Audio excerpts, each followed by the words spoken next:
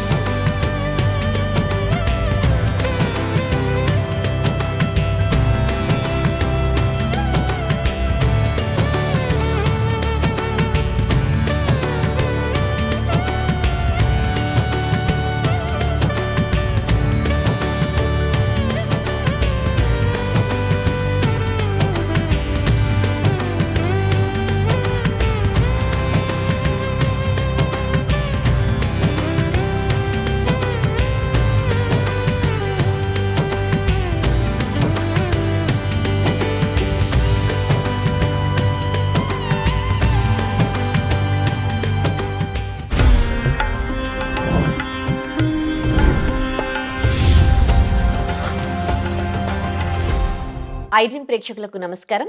దైవానుగ్రహం కార్యక్రమానికి స్వాగతం. ప్రెసెంట్ మనతో ఉన్నారు త్రివర్ణ గురుపీఠం హీలింగ్ కర్మ గైడింగ్ సోల్ ఆస్ట్రాలజర్ హరిత గోగినేని గారు. కర్మ సిద్ధాంతం గురించి అడిగి తెలుసుకుందాం. నమస్తే అండి. నమస్తే. ఈ మధ్య కాలంలో కర్మ సిద్ధాంతం ఎక్కువగా వింటూ ఉన్నాం. చాలా మంది కర్మ సిద్ధాంతం గురించి మాట్లాడుతూ ఉన్నారు. అండ్ మీరు కూడా చాలాసార్లు మాట్లాడారు. అసలు ఇప్పుడు ప్రెసెంట్ సిచ్యువేషన్లో కర్మ సిద్ధాంతం గురించి తెలుసుకోవాల్సిన ఆవశ్యకత ఎంతవరకు ఉందంటారు? చాలా ఉంది. ఎందుకంటే మేము బిలీవ్ చేసేది ఏంటి అంటే మనిషి యొక్క జీవితం మొత్తం కూడా ఆ కర్మ సిస్టంలోనే రన్ అవుతూ ఉంది. సో బేస్డ్ ఆన్ పాస్ట్ కర్మనే ప్రజెంట్ లైఫ్ ఆధారపడి ఉంది. అండ్ ఏదైతే ఇప్పుడు గ్రహాలు అవన్నీ కూడా దానికి తగ్గట్లే కూర్చొని ఒక మనిషి జీవితాన్ని ప్రభావితం చేస్తున్నాయి. కాబట్టి ఈ కర్మని ఎంత తగ్గించుకోగలము అనేది చూసుకొని అట్లీస్ట్ ఫ్యూచర్ కర్మ బ్యాడ్గా జనరేట్ చేసుకోకుండా చూసుకొని ఈ లైఫ్ ఎంతో కొంత బెటర్ చేసుకొని ఓకే మనకి తెలియని లైఫ్ అయినా రేపు మళ్ళీ పుట్టి మళ్ళీ ఇదంతా అనుభవించటం ఎందుకు అనుకుంటే అట్లీస్ట్ నెక్స్ట్ లైఫ్ కూడా బెటర్ చేసుకోవడానికి ఈ లైఫ్లో మన చేతుల్లో అవకాశం ఉంది అనమాట. సో అందుకనే కర్మ సిద్ధాంతాన్ని కొంచెం అర్థం చేసుకొని ప్రజెంట్ లైఫ్ని మనం ఎంతో కొంత సెట్ చేసుకోవటమే కాకుండా ఫ్యూచర్ అంటే మనకి తెలియని నెక్స్ట్ లైఫ్ కూడా బెటర్ చేసుకునేదానికి ఎక్కువ ఛాన్సెస్ ఉన్నాయి. ఓకే. చాలామంది పెద్దవాళ్ళు నా కర్మ ఇంకా నా జీవితం ఇంతే అని అంటూ ఉంటుంటారు. ఈ మధ్య కాలంలో ఎట్లాంటి ఇన్సిడెంట్స్ జరుగుతూ ఉన్నాయో చూస్తున్నారు. ముఖ్యంగా భార్యాభర్తల విషయంలో కొంతమంది భార్యాభర్తల్లో ఒకరు మంచి వాళ్ళు కాదనుకోండి, కొంతమంది కాంప్రమైజ్ అయ్యి బతుకుతూ ఉంటారు వాళ్ళకి పిల్లలు ఉండడం వల్ల. కొంతమంది ఏమో నా లైఫ్ నేనెందుకు కాంప్రమైజ్ అవ్వాలి అని అనుకుంటూ ఉంటారు. అంటే నా కర్మలో ఇంతే రాసి పెట్టుంది, నేను అనుభవించాలి అని అనుభవించడం బెస్టా, లేకపోతే నా జీవితం ఇంకొకరి కోసం సాక్రిఫైస్ ఎందుకు చేయాలి అనుకొని తనకు నచ్చినట్టుగా ఉండడం బెస్టా? మీరు ఇచ్చే సజెషన్ ఏంటి? యాక్చువల్గా ఇక్కడ 2 థింగ్స్ ఉంటాయి ఉదయశ్రీ. ఫస్ట్ ఆఫ్ ఆల్ ఒక భార్యాభర్తల బంధం అనేది కూడా రుణానుబంధం కర్మ సిద్ధాంతం ప్రకారమే ఫామ్ అవుతుంది. సో ఇక్కడ మంచి చెడులు అనేది ఎప్పుడూ కూడా శాశ్వతం కాదు. ఎందుకు అంటే వాళ్ళ గ్రహాల అనుగ్రహం బట్టి ఆ మనిషి అప్పుడు ఎలా ప్రవర్తించాలి అనేది ఆధారపడి ఉంటుంది. అది కూడా ఎదుటి వ్యక్తి గ్రహాలను బట్టి. కాబట్టి ఇదేంటంటే కొంచెం టిపికల్ సబ్జెక్టు. బట్ సింపుల్గా మనం మాట్లాడుకుంటే ఒక భార్యాభర్తలు అంటే ఒక అమ్మాయి అబ్బాయి కలిసి పెళ్లి చేసుకోవటానికి కూడా ఒక రుణానుబంధం కర్మ సిద్ధాంతం అనేది ఫస్ట్ ముడిపడి ఉంటుంది. వాళ్ళు పెళ్లి చేసుకున్న తర్వాత వాళ్ళు సంతోషంగా ఉండాలా లేదా అనేది వాళ్ళ గ్రహాల స్థితిగతులను బట్టి ఉంటాయి. ఆ గ్రహాల స్థితిగతులు ఎలా వచ్చినాయి అనేది మనం మాట్లాడుకుంటానంటాం. కర్మానుసారం వాళ్ళ గ్రహాల స్థితిగతులు వస్తాయి అన్నమాట. కాబట్టి ఇప్పుడు ఒకరికి పెళ్ళయి అమ్మాయి అయినా అబ్బాయి అయినా సంతోషంగా లేరు అంటే 100% వాళ్ళ సెల్ఫ్ కర్మ బట్టే వాళ్ళు సంతోషంగా ఉండరు తప్ప ఎదుటి వాళ్ళని ఇందులో బ్లేమ్ చేసేదానికి చాలా తక్కువ ఆవశ్యకత ఉంటుంది. ఇంకొకటి ఏంటి అంటే సరే దాంట్లోంచి మనం ఎట్లా బయటకు రావాలి అనే పాయింట్ మనం మాట్లాడుకుంటే ఒకటి ఫస్ట్ యాక్సెప్ట్ చేయాలి. వాళ్ళది ఏదైతే బ్యాడ్ వాళ్ళ లైఫ్లో ఏదైనా ఇబ్బందికరంగా జరుగుతున్నప్పుడు ఫస్ట్ యాక్సెప్ట్ చేయాలి. అంటే ఏదో నాకు సంబంధించిన కర్మకి సంబంధించిన ఒక బంధం వల్లనో లేదో ఏదైనా అకౌంట్ వల్లనో మనకి ఇట్లా అవుతుంది కాబట్టి ఫస్ట్ యాక్సెప్ట్ చేసి బాధపడతాం మానేయాలి. ఈ బాధ అనేది మనసుకి శరీరానికి సంబంధించింది తప్ప సోల్కి సంబంధించింది కాదు. సో ఫస్ట్ మనం అది అర్థం చేసుకోవాలి. ఎప్పుడైతే ఓకే ఒక భర్త భార్యని బాధ పెట్టినా, ఒక భార్య భర్తని బాధ పెట్టినా, ఓకే నేను ఇంతకు ముందు ఇలాంటిది ఏదో చేస్తుంటాను కాబట్టి ఇది నాకు తిరిగి వస్తుంది అని ఫస్ట్ అర్థం చేసుకొని దాన్ని మైండ్కి తీసుకోకూడదు. ఎప్పుడు బాధ అనిపిస్తుంది మనకి? మైండ్కి తీసుకుంటే బాధ అనిపిస్తుంది. అప్పుడు సైకలాజికల్గా డిస్టర్బ్ అవుతాం, డిప్రెషన్కి వెళ్తాము, థింక్ ఎక్కువ చేస్తాము, స్ట్రెస్ ఎక్కువ అవుతుంది, దానివల్ల లేనిపోయిన రోగాలు వస్తాయి. సో ఇదంతా ఒక సైకిల్ అనమాట. ఫస్ట్ ఓకే ఇది నేను ఏదో చేయటం వల్ల నాకు వచ్చిన ఒక చెడు కర్మ, లెట్ ఇట్ గో అనే గనక మనం అర్థం చేసుకొని యాక్సెప్ట్ చేయగలిగితే 50% పెయిన్ వెళ్ళిపోతుంది. సో నేను అన్న అహం వల్ల నీకు నొప్పి అనిపిస్తుంది. ఇప్పుడు భర్త భార్యని కానీ భార్య భర్తని కానీ అన్నప్పుడు వాళ్ళు ఎందుకు బాధపడుతున్నారు? నన్నేదో అన్నారు, నేను అనే అహం వల్ల. ఫస్ట్ ఆ నేను అనేది సున్నా చేసుకున్నప్పుడు ఎదుటి వ్యక్తి ఏమన్నా కూడా అహం అనేది ట్రిగర్ అవ్వదు, ఇగో అనేవి రావు. అప్పుడు ఎంతో కొంత కూడా మెంటల్ ప్రెషర్ కానీ ఈ పెయిన్ అనేది కూడా ఉండదన్నమాట. సో ఫస్ట్ కర్మ సిద్ధాంతం దగ్గరికి వెళ్ళి మనం కర్మను తగ్గించుకోవాలి అంటే ఫస్ట్ మనల్ని మనం జయించాలి. సో మన అహాన్ని మనం జయించాలి. సో మన ఇగో ట్రిగర్ అవ్వకుండా మనం బ్యాలెన్స్ చేసుకోవాలి. తల్లిదండ్రులు బంధం ఎట్లాగో భార్యాభర్తల బంధం కూడా అలాగే అనేది మనం అర్థం చేసుకోవాలి. ఎలాగ తల్లిదండ్రులు తిడుతుంటే పిల్లలు కొన్నిసార్లు పడతారో, గౌరవానికో ప్రేమకు వదిలేస్తారో, భార్యాభర్తలు కూడా ఎంతో కొంత అలాగా అర్థం చేసుకొని ఒకళ్ళనొకళ్ళు ఓకే కూర్చొని మాట్లాడుకోవాలి. First of all before sacrifice, నువ్వు అడిగినట్లు బిఫోర్ సాక్రిఫైస్కి వెళ్ళే ముందే కూర్చొని మాట్లాడుకోవాలి. నువ్వు ఇలా అంటే నేను బాధపడుతున్నా, నాలో ఏమన్నా తప్పులు ఉన్నాయా, నువ్వు ఇలా మాట్లాడటానికి నేనేమన్నా చేశానా? సో మన ఇద్దరం ఒకళ్ళనొకళ్ళు అలా అనుకోకుండా ఉండి క్వాలిటీగా బతకాలంటే ఏం చేయాలి అని మాట్లాడుకోవాలి. ఎంతమంది అలా మాట్లాడతారు చెప్పు? నన్ను అనేసారు అంతే, ఇగో తీసేసుకొని నలుగురికి చెప్పేసుకొని తిట్టేసుకొని మళ్ళీ 2 రోజులు అయిపోతే కలిసిపోయి మళ్ళీ 4 రోజులు అయితే తిట్టుకొని ఇట్లాగా వెరీ క్వాలిటీ లేకుండా ఉండే బదులు కూర్చొని మాట్లాడుకుంటే 90% సమస్యలకి పరిష్కారం ఉంటుంది. నువ్వెంత నేనెంత అని ఈగోస్కి వెళ్ళిపోతే సమస్యలకి పరిష్కారం రాదు. కాబట్టి ఎస్ నువ్వు అడిగినట్లు భార్యాభర్తలు కానీ ఎనీ బంధంలో కానీ సమస్యలు వస్తానికి మొదటి కారణం చెడు కర్మకి సంబంధించిన రుణానుబంధానికి సంబంధించిన తాలూకా లెక్కలు. దానికి అనుగుణంగా కూర్చున్నప్పుడు గ్రహాల స్థితిగతులు. సో ఆ గ్రహాలు వచ్చినప్పుడే వాటికి సంబంధించిన అన్ని కూడా ట్రిగర్ అవుతూ ఉంటాయి.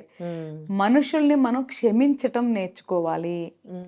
మనకున్న సిచ్యువేషన్ని అర్థం చేసుకొని అంగీకరించటం నేర్చుకోవాలి.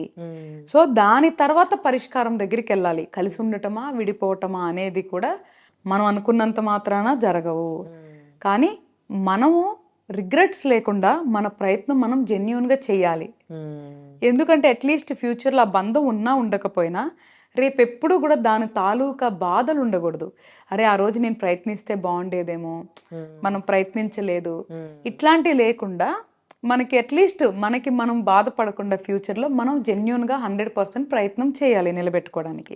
ఓకే, మీరంటే కర్మ సిద్ధాంతం గురించి తెలుసుకున్నారు, మొత్తం అంత ప్లెజెంట్గా ఉండగలరు. కానీ హ్యూమన్ నేచర్ ఏంటి, ఏదైనా చిన్నది ఏమైనా జరిగినప్పుడు మనసు అనేది ఫీల్ అవుతుంది, హర్ట్ అవుతుంది, బాధపడుతుంది, ఏడుస్తుంది. ఇన్ని ఎమోషన్స్ని కంట్రోల్ చేసుకోవడము సామాన్య మనుషులతో అయ్యే పనేనా?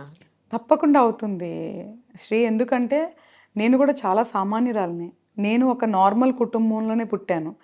ఇప్పుడు నాకు కొన్ని మేబీ ఏదైనా డెవోషనల్ స్పిరిచువల్ కానీ ఒక శక్తి రీచ్ అవటానికి కూడా నేను అతి సామాన్యుడు చేసే ప్రయాణం కంటే కూడా చాలా పెయిన్ఫుల్ జర్నీ చేశాను. ప్రతి దాంట్లో నేను అర్థం చేసుకున్నాను, ప్రతిదీ నేను యాక్సెప్ట్ చేశాను, దాని నుంచి ఓవర్కమ్ అయ్యాను. సో నాకు అప్పుడు కనీసం చెప్పేవాళ్ళు లేరు, కర్మ గురించి ఎక్స్ప్లెయిన్ చేసేవాళ్ళు లేరు, ఒక గురువు లేరు, ఒక సపోర్ట్ కూడా లేరు. అలాగ నేనే ఒక అతి సామాన్యురాలని ఎంత జర్నీ చేసినప్పుడు anybody can do in this world. ప్రతి ఒక్కళ్ళు కూడా కర్మ సిద్ధాంతాన్ని అర్థం చేసుకొని ఓవర్కమ్ అవ్వచ్చు. మేబీ నాకు తొందరగా అర్థమై ఉండొచ్చు, కొంతమంది కొంచెం లేట్గా అర్థం అవ్వచ్చు. కానీ అర్థం చేసుకోవటం అయితే మాత్రం కష్టమైన విషయం కాదు. దాని నుంచి బయటికి రావటం కూడా కష్టమైన విషయం కాదు, ప్రయత్నిస్తే. అయితే ఒక ప్రయత్నించాలి. నువ్వు అన్నట్లు ఓవర్ నైట్ అవ్వవు. కొంతమందికి ఒక రోజు పడితే కొంతమందికి నెల పట్టొచ్చు, కొంతమందికి సంవత్సరం పట్టొచ్చు. కానీ ప్రయత్నిస్తే మాత్రం ఫలితాలు తప్పకుండా ఉంటాయన్నమాట. ఓకే. అంటే కర్మ సిద్ధాంతానికి సంబంధించి ఏమైనా బుక్స్ చదవాలా? ఇప్పుడు మీలాంటి వాళ్ళు చాలామంది మాట్లాడుతూ ఉన్నారు. ఇప్పుడు చెప్పారు మీరు మంచి మంచి మాటలు, మనిషిని క్షమించడం లాంటివి చేయాలి, ఇలా ఉండాలి, అలా ఉండాలి అని. విన్నంత మాత్రాన మారిపోతారా? లేకపోతే దానికి సంబంధించి ఏమైనా బుక్స్ లాంటివి చదివితే వాళ్ళని వాళ్ళు మార్చుకోవడానికి ఉంటుందా?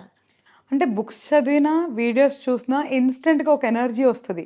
ఎప్పుడైతే కనెక్ట్ అవుతారో వాళ్ళకి సెన్స్ అనిపిస్తదో, సెన్సిబుల్‌గా అంటే మనం చెప్పేది వాళ్ళకి ఓకే కరెక్టే గదా అని అనిపిస్తదో, ఇన్‌స్టంట్ ఎనర్జీ వస్తది. కాకపోతే దాన్ని సస్టైన్ చేయరు. సో పుస్తకాలు చదివినా, వీడియోలు చూసినా సస్టైన్ చేయాలి. అంటే వాళ్ళు దృఢమైన నిర్ణయం తీసుకోవాలి. ఎస్, నేను నా కర్మని ఓవర్‌కమ్ అవ్వాలి. నేను నా ఎమోషన్స్‌ని ఓవర్‌కమ్ అవ్వాలి. సో ఈ బంధాలు ఇవన్నీ కూడా నన్ను బాధించకుండా నన్ను నేను స్ట్రాంగ్‌గా చేసుకోవాలని వాళ్ళు ఒక దృఢ సంకల్పం పెట్టుకోవాలి. దానికి సంబంధించిన కసరత్తు చేయాలి.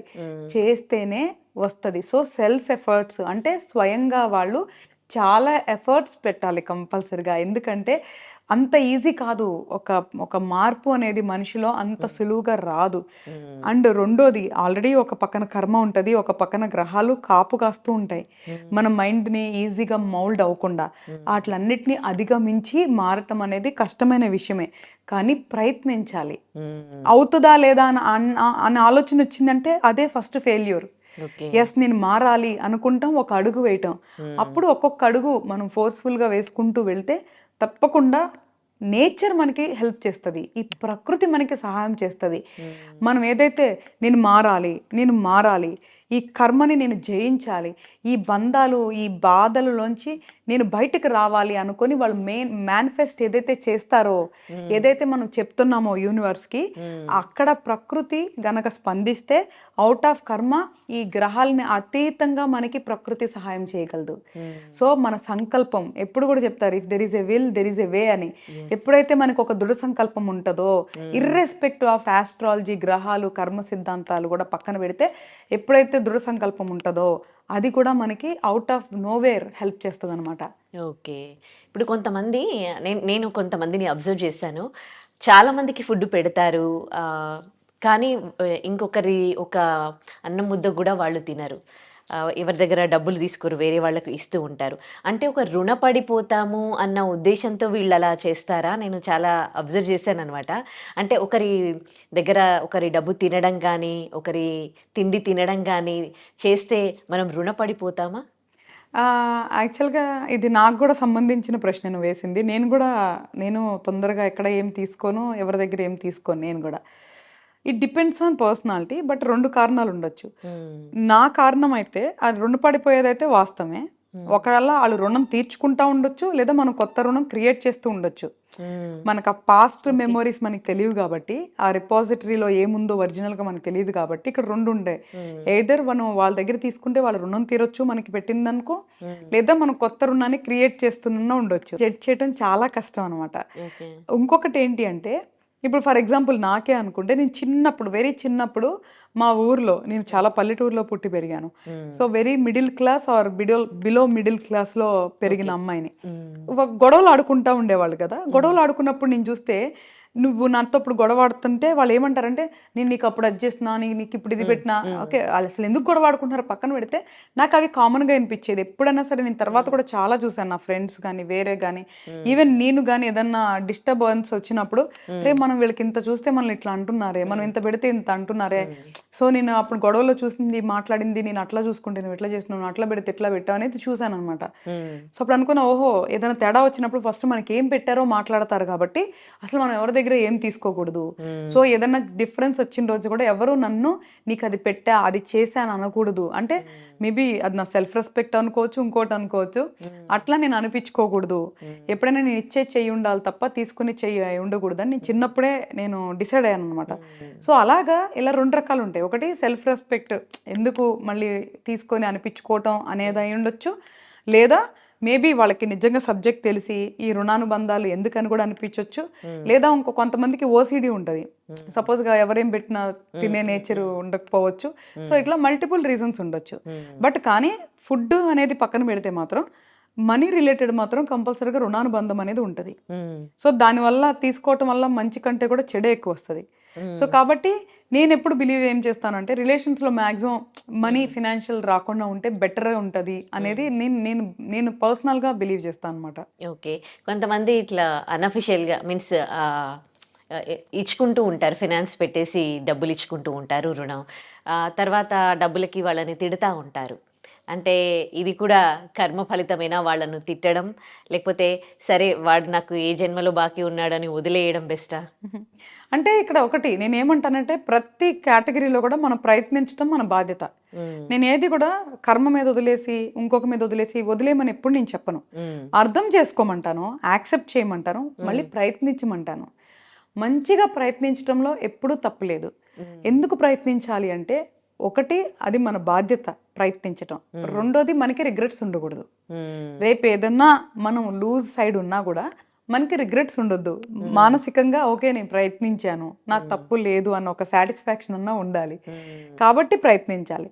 ఇక్కడ సపోజ్గా ఇంతకుముందు కూడా అదే మనం ఏం మాట్లాడుకుంటున్నాము, ఈ డబ్బులు తీసుకున్న వాళ్ళు ఇవ్వకపోతే ఇక్కడ రెండు రకాలు. మీరు చెప్పినట్లు వడ్డీకి ఇచ్చేవాళ్ళు, లేదు అంటే నార్మల్గా ఫ్రెండ్షిప్ కొద్దీ ఇచ్చేవాళ్ళు ఉంటారు. సో రకరకాలు ఉంటాయి మనీ ట్రాన్సాక్షన్స్ అనేది. మనం తిట్టుకోవటం వల్ల అయితే ఏం రాదు. ఆ నెగిటివిటీ ఎవరినైతే మనం తిట్టుకుంటాం ఇక్కడే ఉంటుంది. అండ్ రెండోది వాళ్ళు బాగుండాలని కోరుకొని మన డబ్బులు మనం తీసుకోవటం అనేది ఫస్ట్ మంచి ఆలోచన. అంతే తప్ప వాళ్ళు నాశనం అయిపోవాలి, నా డబ్బులు తీసుకున్నారు ఇవ్వలేదు అనేది మాత్రం చెడు ఆలోచన.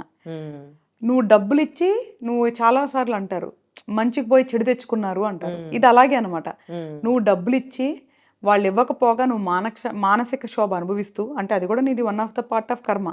సో నువ్వు మానసిక క్షోభ అనుభవిస్తూ మళ్ళీ వాళ్ళని తిట్టి అంటే మళ్ళీ చెడు కర్మను తెచ్చుకుంటూ ఇంత పెద్ద లూప్లో మళ్ళీ కొత్తగా పడిపోతున్నాం. సో ఫస్ట్ ఆఫ్ ఆల్ ఇచ్చే ముందే మనకి ఒక క్లారిటీ ఉండాలి. అసలుకి మనం డబ్బులు ఇచ్చే ముందు ఒకవేళ వడ్డీ కానీ సెక్యూరిటీ ఉంటే సెక్యూరిటీ చేసుకోండి. ఒకవేళ ఆ డబ్బు ఇవ్వకపోయినా ఏదైనా ఒక వస్తువో లేదు అంటే ఒక ప్రాపర్టీయో ఏదో ఒక రకంగా మనకి రికవరీ మోడ్ చూసుకొని ఫస్ట్ ఇవ్వటం వడ్డీకైనా ఎనీథింగ్ ఇచ్చుకుంటే బెటర్. మాట వరుసకి నమ్మకానికి ఇచ్చినప్పుడు మాత్రం ప్రిపేర్డ్గా ఉండండి ఏమి జరిగినా అనేది. అలా నువ్వు తీసుకోగలిగినప్పుడే ఇవ్వాలి తప్ప అనవసరంగా ఇచ్చి మనం పోగొట్టుకున్నాం అని బాధ, వాళ్ళు తీసుకున్నారని ద్వేషం, ఇదంతా కూడా మానసికంగా ఒక వెరీ బ్యాడ్ లూప్ అనమాట. సో ఆ లూప్లోకి పడకూడదు. కాబట్టి ఇచ్చేటప్పుడే సెక్యూరిటీ చూసుకొని ఇవ్వండి. లేదా ఒకవేళ మీకు సెక్యూర్డ్ కాకుండా నాన్ సెక్యూర్డ్ లోన్ ఇచ్చినప్పుడు నమ్మకంతో పాజిటివ్గా ఉండండి. వాళ్ళు బాగుంటారు మనకి ఇస్తారు అన్న ఒక పాజిటివ్నెస్తో ఉండండి తప్ప వాళ్ళు ఇవ్వరు, వాళ్ళు అలాంటి వాళ్ళు ఇలాంటి వాళ్ళు అలా అయిపోవాలి ఇలా అయిపోవాలి అంటే your manifesting negativity in the nature. Okay. So వాళ్ళు ఏంటి అనేది పక్కన పెడితే నువ్వు అనుకుంటున్నావు కాబట్టి ఇదే పదే పదే అనుకునేది కూడా నిజమై తిరిగి వస్తుంది. సో మన థాట్ ప్రాసెస్ ఎప్పుడు కూడా పాజిటివ్గా ఉండాలి. అదే ఈవెన్ సీక్రెట్ బుక్ అని మనకి చెప్తుంది. Very very one of the famous book అనమాట. దాని తర్వాత చాలా బుక్స్ వచ్చాయి. అంటే మన విల్ పవర్ యొక్క శక్తి, మనం మేనిఫెస్ట్ చేసేది యూనివర్స్లో ఎలా తిరిగి వస్తుంది అనే దాని గురించి చాలా డీటెయిల్గా రాసింది అనమాట. సో అలాగా నేనేమంటాను అంటే అక్కడ ఏం జరుగుతుందో పక్కన పెడితే యాజ్ పర్ కర్మ, యాజ్ పర్ ఇది నేచర్ కూడా ఒకటి ఉంటుంది మనల్ని వాచ్ చేస్తూ. సో దాన్ని కూడా మైండ్లో పెట్టుకోవాలి. కాబట్టి పాజిటివ్ మైండ్లో ఉండాలి. Okay. Either you give as a secured loan, సేఫ్టీగా నీ డబ్బుకి నువ్వు సెక్యూర్ చేసుకొని ఇవ్వు. లేదా వేరేగా ఇచ్చినప్పుడు ఒక నమ్మకంతో పాజిటివ్గా మంచిగా ప్రయత్నించు. సో వాళ్ళు బాగుంటారు, నా డబ్బులు నాకు తిరిగిస్తారు అన్న పాజిటివిటీ కూడా తిరిగి వస్తుంది. సరే అంతా ప్రయత్నించావు, ఓకే తిట్టావో బతిమలాడావో అన్ని ప్రయత్నించావు రాలేదు అంటే 100% నీ కర్మానుసారం నీ రుణానుబంధానుసారం అది జరిగింది అనేది అర్థం చేసుకోవాలి. కానీ ప్రయత్నించకుండా వదిలేమని మాత్రం నేను చెప్పను. ఓకే. పాపం పుణ్యం అని మాట్లాడుతూ ఉంటాం కదా. అంటే దొంగతనం చేస్తే అంటే నేను సినిమాలో అదే మన అపరిచితుడు సినిమాలో చూసిన విషయం ఏంటంటే అంటే ఇలాంటి పాపాలు చేస్తే ఇలాంటి కర్మలు అనుభవించాలి అని. అంటే దొంగతనం చేసినా కానీ ఇతరుల్ని మోసం చేసినా కానీ అంటే ఆ పాపంలాగా వెంటాడుతుంది అని అంటారు కదా. నిజంగానే అంటే ఇలాంటి మోసాలు చేసిన వాళ్ళకి ఇలాంటి పాపాలు తగులుతాయా? తప్పకుండా. ఈ ప్రపంచంలో ఎవ్వరు ఏదైతే ఎగెనెస్ట్ ధర్మ అంటే ఎగెనెస్ట్ లా ఏదైతే చేస్తారో అది తప్పకుండా తిరిగి వస్తుంది. అది ఇమీడియట్గా వస్తుందా, కొంచెం లేట్గా వస్తుందా, ఈ జన్మలో వస్తుందా, మరు జన్మలో వస్తుందా, మనుషులు మనం నిర్ణయించలేము. అది కార్మిక్ సిస్టంలో ఎలాగా రాసి ఉంటుందో, ఎలాగా రన్ అయ్యిద్దో అలా జరుగుతుంది. మనం ఇక్కడ కూర్చొని చూస్తూ అదేంటి వాళ్ళు బాగానే ఉన్నారుగా, బాగానే తిరుగుతున్నారు కదా అనుకుంటాం. బట్ కానీ అలా కాదు. మనం అనుకున్నట్లు కార్మిక్ సిస్టమ్ పనిచేయదు. దాని సిస్టంలో లెక్కల ప్రకారమే అది పనిచేస్తుంది. కాబట్టి కంపల్సరిగా ఏదైతే ఇప్పుడు ఒక మానభంగం కానీ, ఒక మర్డర్ కానీ, లేదా ఒక దొంగతనం కానీ, ఇలాగ మనుషుల్ని బాధించేది కానీ, ఒక ఫౌల్ లాంగ్వేజ్ కానీ, ఒక అబ్యూస్ చేయటం కానీ, ఇట్లాంటి ప్రతి ఒక్కటి కూడా అధర్మమే. అంటే మనకి తెలిసి తప్పు చేయటం ప్రతి ఒక్కటి కూడా అధర్మం కిందే వస్తుంది. ఎప్పుడైతే అధర్మం చేస్తారో వాళ్ళకి కర్మ సైకిల్ యాక్టివేట్ అయిపోతుంది. అది ఎప్పుడు యాక్టివేట్ అయ్యి కౌంట్ చేసుకుంటుందో, ఒకసారి ఇన్స్టెంట్గా చూపిస్తుంది, ఒకసారి కొంచెం లేట్గా చూపిస్తుంది, లేదా ఇంకా లేట్గా నెక్స్ట్ జన్మ వరకు కూడా పోస్ట్ పోన్ చేస్తుంది. అది దట్ డిపెండ్స్ ఆన్ వాళ్ళకి సంబంధించి ఏదైనా గుడ్ కర్మ ఉందా, లేదా వాళ్ళకి సంబంధించి పూర్వజన్మలోకి సంబంధించిన ఏమైనా మంచి యోగాలు కానీ ఏమైనా సంపాదించారా, అవన్నీ లెక్కలు చూసుకొని అక్కడ ఆ సిస్టంలో డిసైడ్ అవుతాయి అనమాట. కాబట్టి మనం అరే తప్పు చేశాడు వాడు బాగానే తిరుగుతున్నాడుగా అనుకోవడానికి లేదు. సో ఇన్ టైం ఎప్పుడైతే వాళ్ళకి ఏం జరగాలో అది కర్మానుసారం కంపల్సరిగా జరిగిద్ది. ఒకళ్ళు నమ్మినా నమ్మకపోయినా ఇదైతే తథ్యం. రెండోది ఏంటి అంటే మనం చూస్తున్నాం చిన్న చిన్న పిల్లల మీద అఘాయిత్యాలు చేస్తున్నారు. ఒకటి అక్కడ తల్లిదండ్రుల నిర్లక్ష్యం. అంటే నీ చిన్న బిడ్డ ఒకళ్ళ చేతిలోకి వెళ్ళి అంత అయ్యే వరకు మీరు ఏం చేస్తున్నారు? బిడ్డల్ని కాపాడుకోవటం తల్లిదండ్రుల ధర్మం. అలా కాపాడుకోవట్లేదు అంటే అది బాధాకరం. తర్వాత ఆ బిడ్డ కర్మానుసారం పూర్వజన్మ అంటే అలా చేసి ఉండి ఇది అనుభవిస్తున్నారా, లేదా ఇది ఫ్రెష్గా అనుభవిస్తున్నారా అని మనం ఇక్కడ కూర్చొని జడ్జ్ చేయలేం. మనం చూడగలిగితేనే వాళ్ళ పూర్వజన్మలు జడ్జ్ చేయగలం, కానీ ఊరికే ఎవరు కూడా ఇక్కడ కూర్చొని జడ్జ్ చేయలేం. మన అజంప్షన్ చెప్తున్నాం, మన సబ్జెక్ట్ ప్రకారం మనకు తెలిసింది షేర్ చేస్తున్నాం అంతే. ఇది ఇందుకే జరుగుతుంది అందుకే జరుగుతుందని నిర్ధారించట్లేదు. జరిగి ఉండొచ్చు అని మన నాలెడ్జ్ ప్రకారం చెప్తున్నాం.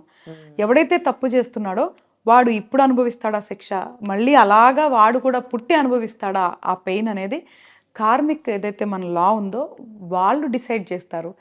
బీయింగ్ ఏ మనం హ్యూమన్ మనం డిసైడ్ చేయలేం.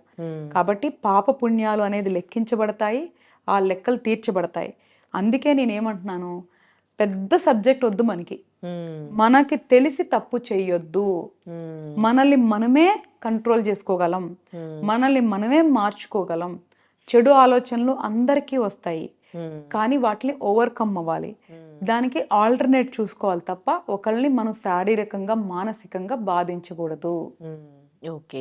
సో మీరు చెడు ఆలోచనల గురించి మాట్లాడుతున్నారు కాబట్టి, ఇప్పుడు భార్యాభర్తల్లో చాలామంది ఇప్పుడు ఇల్లీగల్ అఫైర్స్ పెట్టుకుంటూ ఉన్నారు. అంటే వాళ్ళు ఏం కోల్పోతున్నారు వాళ్ళ పార్ట్నర్ దగ్గర వాళ్ళకి మాత్రమే తెలుసు. కొంతమంది ఏమో కొంచెం ఇంకా హైఫై లైఫ్ స్టైల్కి అలవాటు పడి కూడా తప్పు చేసేవాళ్ళు కూడా ఉన్నారు. సో ఇది అంటే ఈ ఈ ఈ జనరేషన్లో చాలా ఎక్కువగా మనము ఈ ఇల్లీగల్ అఫైర్స్ అనేవి చూడడం జరుగుతుంది. వీటిని మీరు ఎట్లా చూస్తారు? ఇది కూడా అంటే కర్మ సిద్ధాంతమేనా లేకపోతే ఏంటి? యాక్చువల్గా శ్రీ ఈరోజు చూస్తున్నామని కాదు, ఈరోజు because of the social media ఇవన్నీ బయటికి తొందరగా స్ప్రెడ్ అయిపోతున్నాయి. ఈరోజు రేపు కెమెరా పెట్టుకొని వీడియోలు తీయటం ఒక ఫ్యాషన్ అయిపోయింది. అంటే అది పర్సనల్ లైఫ్లో అయినా పబ్లిక్లో అయినా కూడా అందుకని బయటకు వస్తున్నాయి తప్ప ఇల్లీగల్ రిలేషన్స్ అనేది ఇప్పుడని కాదు. నేను చిన్నప్పుడు మా ఊర్లో కూడా నేను అట్లాంటి చాలా నేను విట్నెస్ చేస్తున్నాను. మన గతంలో కానీ పురాణాల్లో కానీ అట్లాంటి బోల్డ్ అని ఉన్నాయి. ఈ రోజు అనేది కాదు, ఎప్పటి నుంచో జరుగుతున్నాయి. బట్ ఈరోజు సోషల్ మీడియా ద్వారా ప్రతి ఒక్కళ్ళ మొబైల్ ఉండటం వల్ల అదొక సరదా అయిపోయింది కాబట్టి అందరూ వీడియోస్ తీసి బయట పెడుతున్నారు. ఇప్పుడు నువ్వు చెప్పినట్లు ఏదైనా ఇల్లీగల్ రిలేషన్ ఉన్నప్పుడు పోలీసులను తీసుకొని వెళ్ళటమో లేదా వాళ్ళు వెళ్ళి కొట్టేయటమో, ఎంత అంటే మనిషి ఎలా తయారైపోతున్నా నువ్వు చూడు. వాళ్ళు కొట్టుకునేటప్పుడు వీడియోలు తీయటం పోస్ట్ చేయటం ఏంటిదంతా? ఫస్ట్ అసలు రిలేషన్స్ని ఎలాగ మనం బ్యాలెన్స్ చేసుకోవాలి అని అర్థం చేసుకోవాలి. ఒకళ్ళ రిలేషన్ దారి తప్పుతుంది అంటే దాన్ని సరి చేసుకోవడానికి ప్రయత్నించాలి. ప్రయత్నించినా కూడా అది సరి అవ్వలేదంటే ఎయిదర్ అడ్జస్ట్ అవ్వాలి లేదా విడిపోవాలి. ఇంతకు మించి ఏమైనా ఆప్షన్స్ ఉన్నాయా? రోడ్ల మీద పడి కొట్టుకోవటం కానీ, నలుగురిలో నవ్వులు పాలైపోవటం కానీ, సోషల్ మీడియాలో ట్రెండ్ అవటం కానీ, ఇదంతా కూడా ఇది చెడుకి, అంటే మన యొక్క అభివృద్ధి చెడు వైపు మాత్రమే వెళ్తుందని ఖచ్చితంగా చెప్పొచ్చు. జనాలు కూడా ఎట్లా అయిపోయారంటే ఎదుటి వాళ్ళ జీవితంలో ఏం జరుగుతుందని నా క్యూరియాసిటీ పెరిగిపోయింది. దీనివల్ల సైకలాజికల్గా చాలా ఇష్యూస్ వస్తాయి. ఇప్పుడు బయట వాళ్ళ జీవితంలో ఏం జరిగిందని చూస్తూ వాళ్ళ జీవితాల గురించి మర్చిపోతున్నారు. నువ్వు చూస్తే లేచిన దగ్గర నుంచి పడుకునే వరకు ఈ సోషల్ మీడియాలు, ఆ వీడియోలు, ఈ వీడియోలు చూస్తూ అసలు వాళ్ళు ఏం చేస్తున్నారు? అన్ని జన్మల్లో కల్లా మానవ జన్మ చాలా గొప్ప జన్మ. ఎందుకంటే జీవరాశులన్నిటిలో కూడా మానవుడు మాత్రమే తన మేధస్సుని, తన శరీరాన్ని వాడుకొని ఏదైనా చేయగలడు. కాబట్టి మనిషి జన్మ ఎత్తినప్పుడే ఫస్ట్ దాన్ని రెస్పెక్ట్ చేయాలి. సో ఈ జన్మలో ఏం చేయాలి అని చిన్నప్పటి నుంచి మనం ఒక క్లారిటీతో ప్రయాణం చేయాలి. సింపుల్గా మనకి నచ్చినట్లు బతికి చచ్చిపోదామన్నా తప్పులేదు, లేదు కొన్ని అద్భుతాలు సృష్టిద్దామన్నా తప్పులేదు. మనము ఈ శరీరంలో ఉన్నప్పుడే చాలా చాలా చెయ్యొచ్చు. ఫస్ట్ అది అర్థం చేసుకొని దాని మీద ఫోకస్ చేయకుండా ఉదయం లేచినప్పటి నుంచి ఎవరేం చేస్తున్నారు, ఎవరేం తిట్టుకుంటున్నారు, ఎవరేం కొట్టుకుంటున్నారు అన్న క్యూరియాసిటీ ఫస్ట్ మనిషిలో తగ్గాలి. సో ఫస్ట్ సోషల్ డీటాక్స్ అనేది ప్రతి మనిషి అలవరుచుకోవాలి. తర్వాత కమింగ్ టు ఇల్లీగల్ రిలేషన్స్ అసలు ఎందుకు వస్తున్నాయి అంటే అవగాహన లేక, అర్థం చేసుకోలేక. ఇప్పుడు నేను ఏదైతే చెప్పానో చిన్నప్పటి నుంచే మనం ఎందుకు పుట్టాము, అసలు మనం ఎలా బతకాలి అనే క్లారిటీ ఉంటే ఒక రిలేషన్కి వెళ్ళేసరికి మనకు ఒక అర్థం చేసుకొని ఉంటాం. కాబట్టి మనకి ఏం కావాలి అనేది ఒక అవగాహన ఉంటుంది. ఎందుకు పెళ్లి చేసుకుంటున్నాం అనేది ఒక ఆలోచన ఉండాలి. అంటే అవసరానికి పెళ్లి చేసుకుంటున్నాం అంటే ఏదైనా ఫిజికల్ ఆర్ మెంటల్ నీడ్స్ కోసం పెళ్లి చేసుకుంటున్నాం. సో చేసుకుంటున్నప్పుడు ఏంటి ఎక్స్పెక్టేషన్స్ పెట్టుకుంటున్నాము అనేది కూర్చొని ఫస్టే ఒకరికొకరు సెట్ చేసుకోవాలి. ఇది నా మెంటాలిటీ, నేను కొంచెం సున్నితమైన మనసు ఉంది నాకు, లేదా నాకు కొంచెం హార్డ్ మెంటాలిటీ ఉంటుంది, నేను ఇలా పట్టించుకుంటాను, ఇలా పట్టించుకో, నేను ఇలా చేస్తాను, ఇలా చేయను. ఒకరికొకరు కూర్చొని ఓకే ఈ మనిషి ఇలా ఉంటాడు అని యాక్సెప్ట్ చేసి దానికి ఇష్టమైతే నువ్వు ప్రయాణం చేయాలి.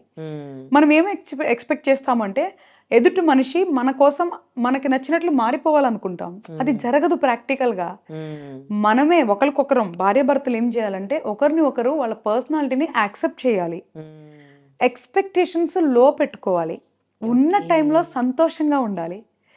ఒకరికి ఒకరు ఏం చేయగలరో వితౌట్ ఎక్స్పెక్టేషన్ అన్కండిషనల్గా ఉండాలి. మనది ఎట్లా అయిపోతుందంటే మ్యారేజ్ అంటేనే ఒక ఎక్స్పెక్టేషన్ బౌండరీ, డే 1 నుంచి ఒక ఎక్స్పెక్టేషన్ బౌండరీ ఉండిపోతుంది. అలాంటి పెట్టుకోకుండా చాలా స్మూత్గా జర్నీ అవటానికి కూర్చొని ప్రాపర్గా మాట్లాడుకోవాలి. ఒకసారి ఎక్కడన్నా ఈగో ట్రిగర్ అయినప్పుడు ఎదుటి మనిషి అర్థం చేసుకొని కూర్చొని అర్థమయ్యేలాగా చెప్పాలి. ఒకళ్ళ కోపంలో మాట తూలినా తర్వాత మళ్ళీ కూర్చోబెట్టి ఏదో ఎమోషనల్ అలా అనేసాను, నా ఇంటెన్షన్ అది కాదు అని చెప్పుకోవాలి. ఈ మాట్లాడుకోకపోవటం అంటే కమ్యూనికేషన్ గ్యాప్స్ వల్లే ప్రతి రిలేషన్లో ప్రాబ్లమ్స్ వస్తున్నాయి. కాబట్టి ఫస్ట్ కమ్యూనికేషన్ అంటే మాట్లాడుకోవాలి. తర్వాత 2 మనం రిలేషన్లో ఏం ఎక్స్పెక్ట్ చేస్తున్నాం ముందే ఒకరికొకరు అది అర్థం చేసుకొని ఆ రిలేషన్లోకి ఎంటర్ అవ్వాలి. ఒకవేళ తర్వాత సంతోషంగా లేము ఏదో ఒక రీజన్తో, అది మెంటల్ ఆర్ ఫిజికల్ రీజన్తో మనం సంతోషంగా లేము అనుకున్నప్పుడు ఏం చేయాలి అంటే అది కూడా కూర్చొని ఎక్స్ప్లెయిన్ చేయాలి. సో ఎప్పుడన్నా వాళ్ళ అన్సాటిస్ఫాక్షన్ ఉంటే అంటే మానసికంగా కానీ శారీరకంగా కానీ కూర్చొని మాట్లాడుకోవాలి. Majority of wife and husbands physical రిలేషన్స్లో ఉన్న ప్రాబ్లమ్స్ గురించి మాట్లాడుకోరు.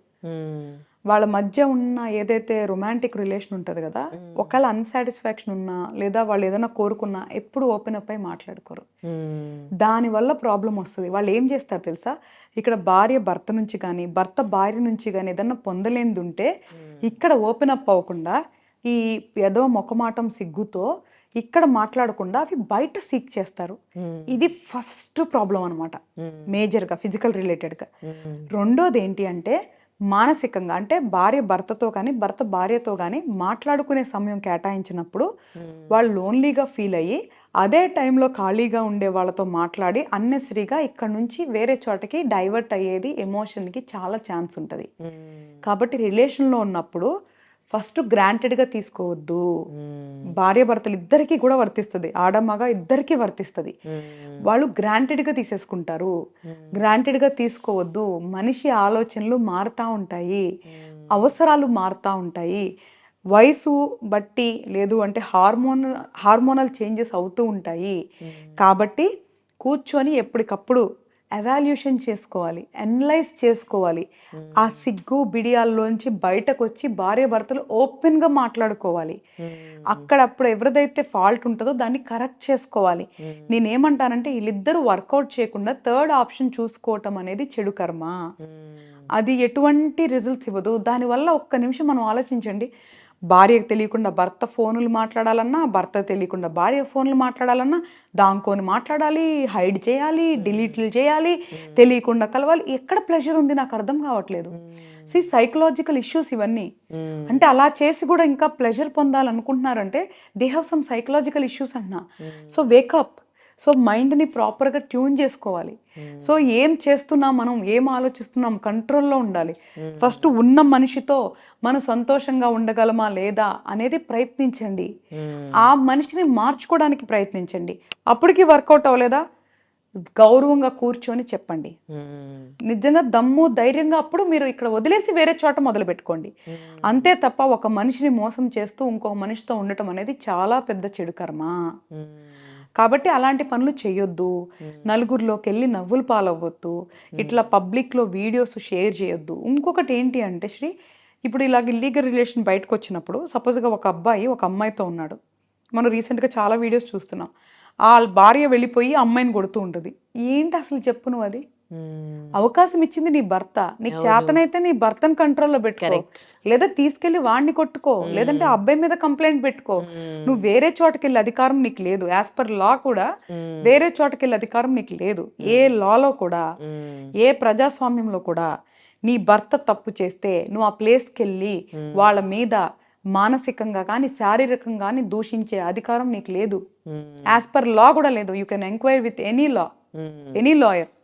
వాళ్ళకి ఏ హక్కు ఉందంటే వాళ్ళ భర్త కానీ భార్య కానీ చీటింగ్ చేస్తే దానికి ఆధారాలు సబ్మిట్ చేసి లా ప్రకారం వాళ్ళు విడిపోవటమో కలిసి ఉండటమో చేసుకోవచ్చు తప్ప కలిసి ఉండాలి అంటే లాలో ఉండదు. కాబట్టి అది పెద్ద మనుషుల మధ్య కూర్చోబెట్టి అన్అఫిషియల్గా మాట్లాడుకొని చేసుకోవాలి తప్ప నువ్వు వెళ్ళిపోయి డైరెక్ట్గా అటాక్ చేస్తానికి లేదు. ఈ రోజు అమ్మాయి మీద అటాక్ చేస్తావు, రేపు ఇంకో అమ్మాయి వచ్చింది చేస్తావా, తర్వాత ఇంకో అమ్మాయి వచ్చి చేస్తావా? అసలకి దారి తప్పిన నీ భార్య నీ భర్తను కంట్రోల్ పెట్టుకోకుండా అవతల మీద వేరే వాళ్ళ దగ్గరికి వెళ్ళి దాడి చేయటం ఏంటి? అలా మనం ఎన్నోసార్లు చూసాం. నేను కూడా చిన్న చిన్న వీడియోస్ చూసా. కారులో ఒక అమ్మాయి అబ్బాయి కూర్చొని ఉంటే భర్త వెళ్ళిపోయి ఆ అబ్బాయిని అమ్మాయిని దారుణంగా కర్రలతో కొట్టేస్తున్నారు. అలా చేసే అధికారం ఎవరికి లేదు. తప్పు చేసే అధికారం వాళ్ళకి ఎట్లా లేదో వాళ్ళని శిక్షించే అధికారం కూడా లేదు. నువ్వు ఏం చేస్తే వాళ్ళు అక్కడికి వెళ్ళారు అనేది చూడు. ఒకవేళ నిజంగా నువ్వు నిజాయితీగా ఉన్నావా, అయినా వాళ్ళు తప్పు చేశారా, కూర్చోబెట్టి మార్చుకోవడానికి ప్రయత్నించు, లేదా వదిలే.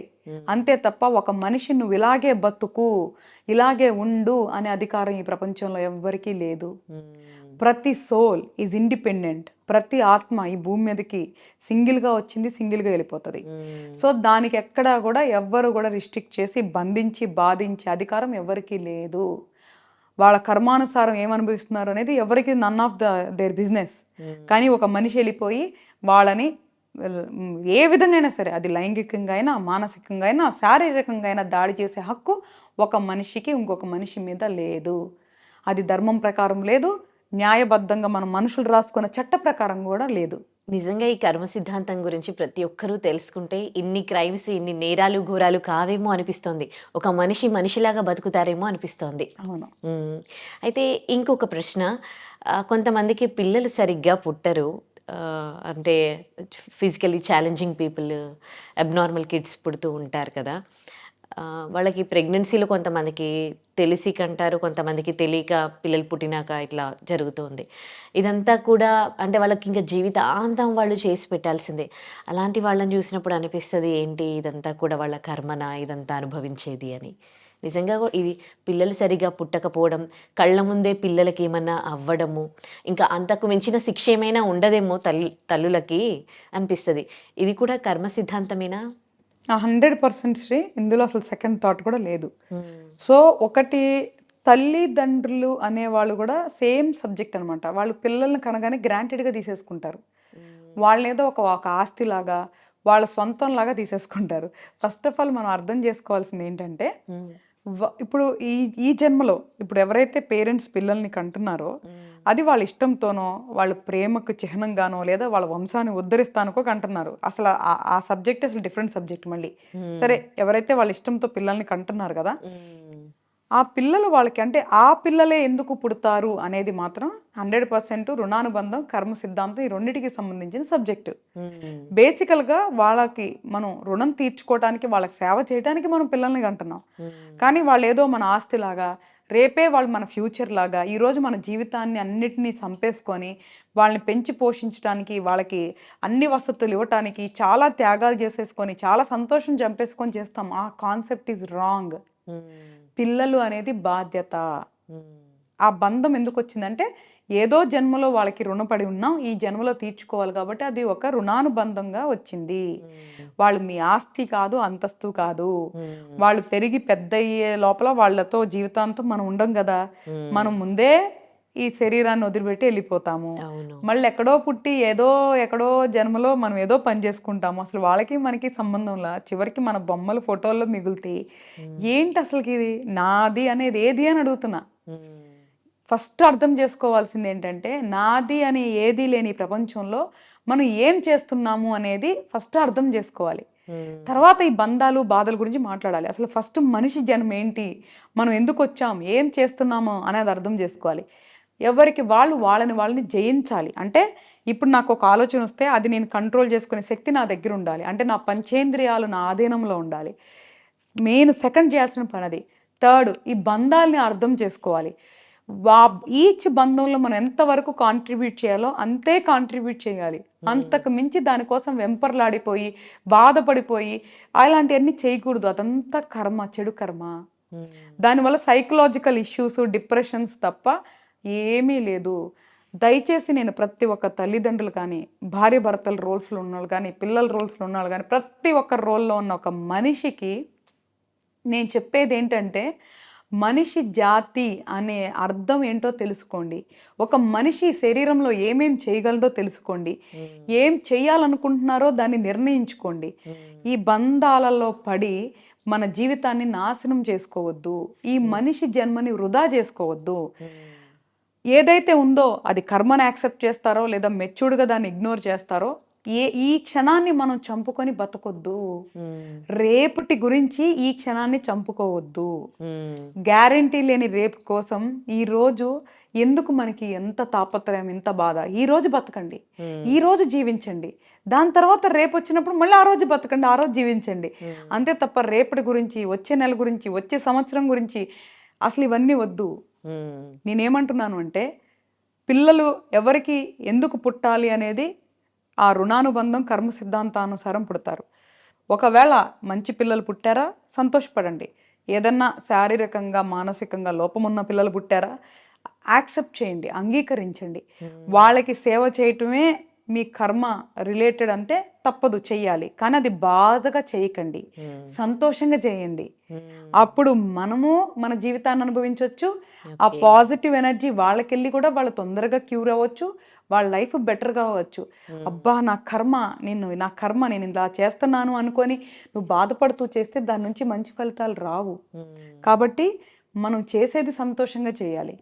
ప్రతి పని కూడా, ప్రతి బంధంలో కూడా ప్రతిదీ సంతోషంగా చేయండి. అప్పుడు రిజల్ట్స్ కూడా అలాగే ఉంటాయి. లేదా అట్లీస్ట్ మనం బాధపడం కదా. ఈ రోజు మొగుడు అట్లున్నాడు, పిల్లలు ఎట్లున్నారు, పక్కింటి వాళ్ళు ఇట్లా ఉన్నారని అంటున్నారంటే ఎక్కడున్నావు నువ్వెక్కడా? ఫస్ట్ నిన్ను నువ్వు ప్రేమించుకో. నీ జీవితాన్ని, నీ శరీరాన్ని, నీ మైండ్ని ఫస్ట్ ట్యూన్ చేసుకో. అప్పుడు ఈ బంధాలు నిన్నేమి చేయలేవు. కర్మ కూడా మనల్ని బాధించలేదు. నేనేం చెప్తానంటే కర్మ కూడా మనల్ని బాధించలేదు. ఆ స్థాయికి మనిషి వెళ్ళగలడు, అంతకు మించి వెళ్ళగలడు. సో నీలో ఉన్న బలం తెలుసుకో. నీ బలహీనత నుంచి నువ్వు బయటికి రా. సో అప్పుడే మనం ఈ శరీరంలో కొన్ని అద్భుతాలు సృష్టించవచ్చు. ఓకే. ఇంకొక ప్రశ్న, మీరు అన్నారు కదా కొంతమందికి ఏమో చాలా కష్టపడితే, ఎంతో కష్టపడితే ఏదైనా సాధించాలి అంటే చాలా ఎక్కువ కష్టపడాల్సి వస్తుంది. కొంతమందికి ఏమో చాలా ఈజీగా వాళ్ళు అనుకున్నది సాధిస్తూ ఉంటారు. అప్పుడు అనిపిస్తుంది ఏంటి నాకు ఎప్పుడు ఇవే కష్టాలు, ఎందుకు నేను ఇంత కష్టపడాలి ఏదైనా కావాలంటే. వాళ్ళకంత ఈజీగా దొరుకుతుంది కదా, నాకేం తక్కువ వాళ్ళకేం ఎక్కువ అని. సో ఆ ఫీల్ ఉన్నప్పుడు ఏం చేయాలి? ఫస్ట్ ఆఫ్ ఆల్ ఆ కంపారిజన్ ఉండకూడదు. మన జీవితం అనేది ఒకరితో కంపేర్ చేసుకోకూడదు. కంపేర్ చేసుకున్నాం అంటే మనల్ని మనం తగ్గించుకున్నట్లు. ఫస్ట్ ఒకళ్ళతో మనం ఏదైతే ఆ హెచ్చు తగ్గులు అనేది అసలు మన మైండ్లో ఉండకూడదు. ఇప్పుడు జనరల్గా అన్నిటికీ అహం ఉంటుంది కదా. ఫస్ట్ ఆ విషయంలో పెట్టుకోండి, ఎవరికి వాళ్ళే గొప్ప. సో మనకి మనమే గొప్ప, మనం ఎందుకు కంపేర్ చేసుకోవాలి? పోనీ తొందరగా నేర్చుకొని మనం ఏం సాధించాలి, లేట్గా నేర్చుకొని ఏం కోల్పోతున్నాం? మన మేధస్సు అనేది మన గ్రహాల స్థితిగతులు బట్టి వస్తుంది. ఆ గ్రహాల స్థితిగతులు అనేది మన కర్మానుసారం వస్తుంది. కాబట్టి మనకి ఎలా ఉంది మన మేధస్సు శక్తి, దాని తగ్గట్టు మనల్ని మనం మౌల్డ్ చేసుకోవాలి. తొందరగా నేర్చుకునే శక్తి మనకు ఉంది అంటే దానికి తగ్గట్టు ఏం నేర్చుకోవాలి, ఏం చేయాలి అని ప్రణాళిక ఉండాలి. ఒకవేళ స్లోగా నేర్చుకునే శక్తి ఉన్నప్పుడు దానికి తగ్గట్టు ఎలా వెళ్ళాలో చూసుకోవాలి. అంతే తప్ప అసలు ఒకరితో పోల్చుకోవటం అనేది వెరీ వెరీ ఫూలిష్నెస్.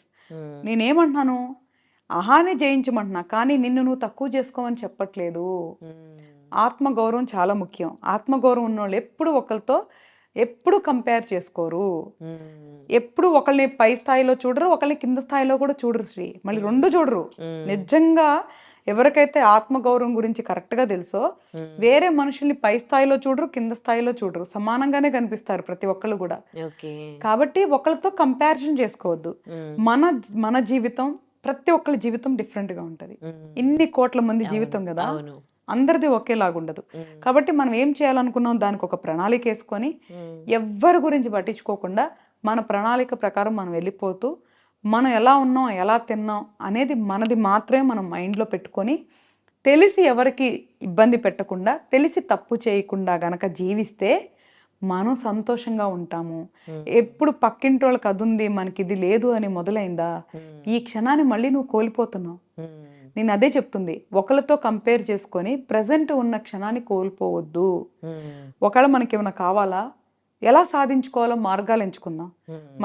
మా గురువు కానీ ఎంతోమంది గురువులు కొన్ని మార్గాలు, వాళ్ళు ఎన్నో సంవత్సరాల సాధనతో కొన్ని మార్గాలు సృష్టించారు. అది డెవోషనల్ అనుకో, స్పిరిచువల్ అనుకో, లేదా సైకలాజికల్గా సబ్జెక్ట్ ప్రకారం, సైన్స్ ప్రకారం కూడా ఉన్నాయి.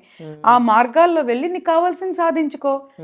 మెడిటేషన్ చేయి. ఇందాక నువ్వు అన్నావు శ్రీ, ఎలాగ మైండ్ని మనుషుల్ని అధిగమిస్తారు అంటే మంత్ర సాధన వల్ల చేయొచ్చు, మెడిటేషన్ వల్ల కూడా చేయొచ్చు. నువ్వు యోగా చేయి, ధ్యానం చేయి, ప్రాణాయామం చేయి, అవన్నీ మనకి ఉన్నాయి కదా. మంచి సబ్జెక్ట్ ఉంది కదా. అప్పుడు మైండ్ కంట్రోల్లో పెట్టుకునే పద్ధతులు అలవర్చుకో, మంత్రం ద్వారా పనులు సాధించుకో. సో అలాంటివి చేయమంటున్నా నేను. ఈ మనుషుల్ని కంపేర్ చేసుకుంటావేంటి? బియాండ్ వెళ్ళు. మనిషి ఎట్లాగో నీతో ఈక్వలే. వాడు బంగ్లాల్లో ఉన్నా, గుడిసెలో ఉన్న మనిషి అనేవాడు ఈక్వలే. వాడు మనిషే by end of the day. ఈ హెచ్చు తక్కువలని మనం క్రియేట్ చేసుకుంటున్నాం. కాబట్టి నీకేం కావాలో ఆ మార్గంలో వెళ్ళి సాధించుకో. వాళ్ళ గురించి మనకెందుకు? సరే నీకు ఈజీగా రాలేదా, నువ్వు అన్నట్లు కష్టం అనేంటి, నీకు ఇష్టపడి చేయి. కష్టం అనే పదం ఎందుకు వస్తుంది? మార్నింగ్ లెగటం కష్టం కొంతమందికి, ఇష్టమైతే లేకపోతే లేకు. మాకు లెగటం నీకు అవసరం అనుకుంటే లేగు, అది ఇష్టంతో లేగు. వర్క్ చేస్తే నీకు డబ్బులు వస్తాయి, ఇష్టంతో పని చేయి. ఒకరితో మాట్లాడితే నీకు పని అవుతుంది, ఇష్టంతో చేయి. ఒకరితో ఉంటే నీ బాధ్యత, ఉండు ఇష్టంతో. సో ప్రతిదీ ఇష్టంతో చేయి. కష్టం అనేది ఎందుకు వస్తుంది? రాని మాకు అట్లాంటి మన డిక్షనరీలో రానియొద్దు. నీ జీవితాన్ని నువ్వు మార్చుకోలేనప్పుడు ఇంక ఏం చేస్తావు నువ్వు? అసలు ఇంకా ఎందుకు నీకు మనిషి జన్మ ఎందుకు? సో ఫస్ట్ మనల్ని మనం మార్చుకోవాలి, మనల్ని మనం జయించాలి. అప్పుడు ప్రపంచంలో మిగతా వాటి గురించి ఆలోచించవచ్చు. ఓకే, ఇప్పుడు చాలామంది ఆధ్యాత్మికంగా వెళ్తూ ఉన్నారు, పూజలు చేస్తూ ఉంటారు, గుళ్ళకి వెళ్తూ ఉంటారు, అవి దర్శనాలు చేసుకుంటూ ఉంటారు. కానీ దీన్ని ఆధ్యాత్మికం అంటారా? ఆ భగవంతుడు ఏం చెప్పాడు? కొంచెం ఇతరుల్ని మోసం చేయొద్దు, 10 మందికి మంచి పుణ్యం పనులు చేయాలి అని. ఇవి చేసేది తక్కువ, విగ్రహాల ఆరాధన ఎక్కువ. సో ఇలాంటి వాళ్ళని చూసినప్పుడు అనిపిస్తుంది, మళ్ళీ వాళ్ళకి మంచి కూడా జరగడం చూస్తూ ఉంటాము. దేవుడు ఇలాంటి వాళ్ళకి అన్నీ ఇస్తారా అన్నట్టుగా. అంటే అట్లా ఏం లేదు శ్రీ. మనం జనరల్గా ప్రపంచం ఎప్పుడు కూడా సక్సెస్ అయిన వాళ్ళ గురించి మాట్లాడుతుంది, సక్సెస్ అయిన వాళ్ళు చేస్తుంది. ఫెయిల్యూర్ అయిన వాళ్ళు 100 మందిలో 90 మంది కూడా దేవుడి పూజలు చేసి ఉండొచ్చు, కానీ వాళ్ళు సక్సెస్ అవ్వలేదు కాబట్టి నువ్వు చూడలేకపోతున్నావు. సో ఎవరైతే విజయవంతంగా ఉన్నారో వాళ్ళని చూసి దేవుడు వాళ్ళని కరుణించారని అపోహపడుతున్నాం. ఫెయిల్ అయిన వాళ్ళని నువ్వు అడుగు, ఎంతమంది దేవుడిని పూజించుండ్రు? డెఫినెట్గా పూజించే ఉంటారు కదా. సో అసలు దేవుడికి కానీ మన సక్సెస్ ఫెయిల్యూర్స్ కానీ నువ్వు అన్న ఆధ్యాత్మికత కానీ కర్మకు కానీ అసలు సంబంధం లేదు. ప్రతి ఒక్కటి డిఫరెంట్ సబ్జెక్ట్. దైవ భావం అనేది మనసుకు సంబంధించింది, మెటీరియల్స్కి సంబంధించింది కాదు, శరీరానికి సంబంధించింది కాదు. కాబట్టి దైవాన్ని పూజిస్తే నీకు ఇది వస్తుంది అనేది గ్యారంటీ కాదు. మనసుకి ఒక మంచి తృప్తిని వస్తుంది, ఒక ధైర్యం వస్తుంది, దానివల్ల నీకు ఈ పని చేయడానికి ఒక ఉత్సాహం వస్తుంది. దానికి దైవాన్ని సపోర్ట్గా తీసుకో. కానీ చెయ్యాల్సింది నువ్వే, నడవాల్సింది నువ్వే, సక్సెస్ అవ్వాల్సింది కూడా నువ్వే. దానికి కావాల్సిన టూల్ని మనం నేచర్ నుంచి తీసుకుంటున్నాం. అది దేవుడనో, పూజనో, లేదు అంటే నీలో ఉన్న ఒక మేధస్సనో, దీనికి రకరకాలుగా పేర్లు పెట్టుకుంటున్నాం. ఒక్కటే నేను చెప్తాను, నేను నేర్చుకున్న దాని నుంచి, నేను చూసిన దాని నుంచి, మా గురువులు చెప్పిన దాని గురించి, దైవభక్తి ఎంత ఉన్నా ధర్మం లేనంత వరకు అది ఉపయోగం లేనిదే. నువ్వు ఎన్ని పూజలు చేసినా నువ్వు ధర్మం పాటించినంత వరకు అది సున్నా. దైవం ఎప్పుడు కూడా అధర్మాన్ని ప్రోత్సహించరు, దైవం ఎప్పుడు కూడా అధర్మాన్ని సపోర్ట్ చేయరు. కాబట్టి మనము వేరే వాళ్ళు పూజలు చేస్తున్నారా, వాళ్ళకి బెనిఫిట్ ఉందా అనే సబ్జెక్టు మనం పక్కన పెట్టేయాలి. నేను చెప్తున్నాక అసలు వేరే వాళ్ళని చూసే సబ్జెక్టు మనం పక్కన పెట్టేసేయాలి. మనం ఏం చేయాలి? దైవారాధన చేద్దామా, మంత్ర సాధన చేద్దామా, లేదా మెడిటేషన్ చేసి మెంటల్గా మనము స్ట్రాంగ్ అవుదామా అనేది మనం నిర్ణయించుకొని ఆ మార్గంలో నమ్మకంతో, దృఢ సంకల్పంతో ప్రయాణం చేయాలి. అందరికీ ఓవర్ నైట్ పని అయిపోవాలి, ఓపికలు ఉండవు. అబ్బా నేను మొదలు పెట్టేసా, మెడిటేషన్ చేసేసిన 10 రోజులు అయిపోయింది, ఏం రాలేదబ్బా, నెల అయిపోయింది, ఏం రాలేదు, సంవత్సరం అయిపోయింది, ఏం రాలా, మంత్రం చేసేస్తున్నానే, ఏది వాళ్ళు చేసే 11:108కి మంత్రం చేసేస్తున్నానే, ఏం అవ్వట్లేదే. అది కాదు, ఒక సిస్టమ్ ఉంటుంది.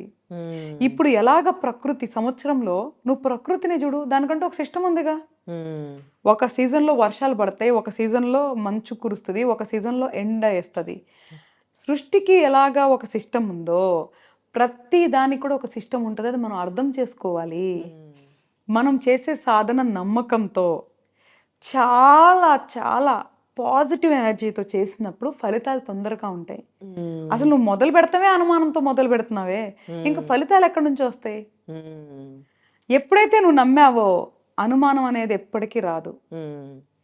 సో నిరుత్సాహత ఎప్పటికీ రాదు. కాబట్టి మనం చేసే ప్రయత్నంలో లోపం ఉన్నట్లు అది సరి చేసుకోండి. దైవాన్ని ఎలా పూజించాలో నేర్చుకోండి, దైవాన్ని ఎలా సాధించుకోవాలో నేర్చుకోండి, అనుకున్నవి ఎట్లాగా మనం పొందాలి అంటే ఏం చేయాలో తెలుసుకోండి. అవన్నీ తెలియకుండా మనం అది చేసాం ఇది చేసాం అనుకుంటా అంటే మన సెల్ఫ్ సాటిస్ఫాక్షన్ కోసం మాట్లాడుతున్నాం. చాలా మంది కూడా రిలేషన్స్లో వాళ్ళు నిజంగా ఎఫర్ట్స్ పెట్టరు. నేను అది చేసా ఇది చేసా నలుగురు చెప్పుకుంటారు తృప్తి పడటానికి. వాళ్ళు నిజంగా అవన్నీ చేయరు. వాళ్ళ సాటిస్ఫాక్షన్ కోసం చెప్పుకుంటారు, ఎదుటోడు చేసిన చెప్పరు. నేను అది చేసా ఇది చేసా అని చెప్తారు. అది తప్పు అంటున్నా. ఎదుటి వాళ్ళు ఎప్పుడు మేజర్గా మనిషిలో ప్రాబ్లం ఏంటి తెలుసునా, వాళ్ళల్లో ఉన్న లోపాలని యాక్సెప్ట్ చేయటం, వాళ్ళ తప్పుల గురించి మాట్లాడలేకపోవటం, ఎదుటి వాళ్ళని దూషించటం, పక్క వాళ్ళతో పోల్చుకోవటం, ఇవన్నీ వద్దు. మనం ఒక్కళ్ళమే పుట్టాం, ఒక్కళ్ళమే పోతాం.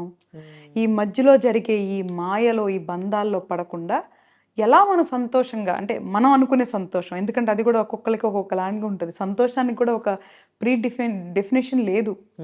అది ప్రతి జీవితంలో మారుతూ ఉంటుంది సంతోషం. నీకు అన్నం తింటే సంతోషం అయితే, ఇంకొకరికి చపాతీ తింటాం సంతోషం అయితే, నాకు ఇడ్లీ తింటాం సంతోషమే ఉండొచ్చు. కాబట్టి ఎవరికి సంబంధించిన సంతోషాన్ని వాళ్ళు పొందటానికి ఎవరిని బాధించకుండా వాళ్ళ జీవితాన్ని నడుపుకోవాలి. ఇక్కడ ఒకళ్ళని బాధించే హక్కు ఎవరికి లేదు. కాబట్టి ఒకళ్ళు అట్లాగా అనేది పక్కన పెట్టేసి ఫస్ట్ అసలు దైవాన్ని ఎట్లా ఆరాధించాలి, మనం ఎలాగ మనం అనుకునే సాధించాలి అని కరెక్ట్ మార్గంలోకి వెళ్ళమని చెప్తున్నా. ఓకే. నేను చాలా మందిని చూశాను కర్మ సిద్ధాంతాన్ని నమ్మే వాళ్ళని. కొంచెం ఒక 10-20 ఇయర్స్ బ్యాక్ వెళ్తే వాళ్ళు బాగా ఎక్కువగా నమ్మేవాళ్ళు ఉన్నారు, ఈ కర్మ సిద్ధాంతాన్ని, ఇది చేస్తే ఇలా జరుగుతుందని. నాకు తెలిసిన ఒకరు వాళ్ళ హస్బెండ్ ఇల్లీగల్ అఫైర్ పెట్టుకొని ఇంకొకరిని ఇంట్లోకి తీసుకొస్తే తను ప్రెగ్నెంట్ కాబట్టి ఆ లేడీ ఏం చేసింది, అప్పటికే ఆ లేడీకి 4 పిల్లలు ఉన్నారు, ఆడపిల్లలు. అంటే నా భర్త ఇంకొకరిని మోసం చేశాడు, ఇప్పుడు ఆ పాపం నా పిల్లలకి తగులుతుందని తను ఇంట్లోకి తీసుకొచ్చి పెట్టుకున్నారనమాట. ఆ తర్వాత మొత్తం ఏమైందంటే, ఇంకా మొత్తం తను ప్రాపర్టీ అంతా ఆక్యుపై చేసి ఫస్ట్ వైఫ్‌ని బయటికి ఎలగొట్టడం జరిగింది. ఇక్కడ ఆమె చేసింది కరెక్టేనా? అంటే నా పిల్లలకి ఇక్కడ కర్మ తగులుతదో, నా భర్త పాపం చేస్తే ఇప్పుడు ఆవిడ ప్రెగ్నెంట్, ఆవిడని మోసం చేస్తే ఆ పాపం నా పిల్లలకు తగులుతదని ఈమె కర్మ సిద్ధాంతం నమ్మి, ఈవిడ యాక్సెప్ట్ చేసి, ఆ తర్వాత ఇప్పుడు ఈవిడ బ్రతుకు ఇలా చేసుకుంది. ఈ ఇన్సిడెంట్‌ని మీరెట్లా జూస్తారు? బేసికల్‌గా ఆవిడకి కర్మ సిద్ధాంతం తెలీదు అని చెప్తా నేను. హ్మ్. ఎందుకంటే, నేను కర్మ సిద్ధాంతం డెప్త్ ఎళ్ళే కొద్దిగా చాలా కన్‌ఫ్యూజన్ ఉంటది. But on the layer, on the top చూద్దాం. ఈ నలుగురు పిల్లలు వీళ్ళిద్దరు భార్యాభర్తలకి సంబంధించిన వాళ్ళు. హ్మ్. తల్లిదండ్రులు చేసిన పాపాలు పిల్లలకొస్తాయని మనం నమ్ముతున్నాం కదా! హ్మ్. ఆల్రెడీ ఆయన చేసేసాడు. ఎక్కడ చేశాడు? వేరే అమ్మాయి విషయంలో కాదు. తన భార్యను మోసం చేసి, వేరే అమ్మాయితో ఉంటా ఆల్రెడీ భార్యకి మోసం చేసి, ఆల్రెడీ కర్మ సిద్ధాంతాన్ని బ్రేక్ చేసి తప్పు చేసేసాడు. అంటే ఈ అమ్మాయి ఎవరైతే ఈ ఫస్ట్ భార్య ఉందో, ఈ అమ్మాయిని యాక్సెప్ట్ చేసినా చేయకపోయినా ఆ అకౌంట్ అనేది పిల్లలకి ఎళ్ళాల్సిందే కదా! హ్మ్. ఆళ్ళ భర్తకి కూడా ఎళ్ళాల్సిందే కదా! హ్మ్. దాన్ని నువ్వు తప్పించలేవు. హ్మ్. రెండోది, ఆ అమ్మాయికి చెప్పి చేశాడా? చెప్పి చేయలేదా? నీకెలా తెలుసు? ఒకవేళ ఈ సెకండ్ ఉన్న అమ్మాయి ఫస్ట్ ఆల్రెడీ ఆయనకి భార్య ఉందని తెలిసి ఆయనతో రిలేషన్‌లో ఉన్నప్పుడు, ఆ అమ్మాయికి కర్మ సిద్ధాంతం ఎలా వర్తిస్తది? ఆ హ్మ్. అమ్మాయి ఇష్టపడి ఎళ్ళినప్పుడు, ఆ హ్మ్. అమ్మాయికి డెఫినిట్‌గా మోసం కింద రాదు. హ్మ్. ఇష్టపడే తన బంధంలోకెళ్ళింది అంటే, అవును. అవును. అప్పుడు కర్మ సిద్ధాంతం ఎక్కడ అప్లై అవ్వదు ఆ అమ్మాయికి. హ్మ్. ఆ అమ్మాయిని ఇంట్లోకి తీసుకొచ్చాడు వితౌట్ పర్మిషను. ఒక ఒక సంసారంలోకి తీసుకొచ్చాడు అంటే, మళ్ళీ రెండో కర్మని ట్రిగ్గర్ చేశాడు. హ్మ్.